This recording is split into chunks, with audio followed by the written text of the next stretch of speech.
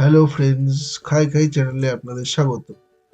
আজকে চলে এসেছি নতুন ভিডিও নিয়ে আপনাদের সামনে।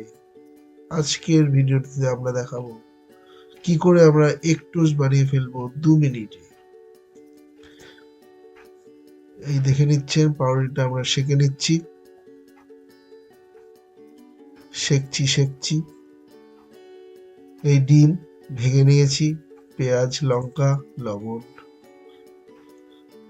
দিয়ে দিচ্ছি, ভালো করে মিক্স করে পাউরুটি চুবিয়ে নিলাম। তারপর হালকা গরম কড়াইতে আমরা সেঁকে নিচ্ছি ডিমটা পাউরুটির সাথে।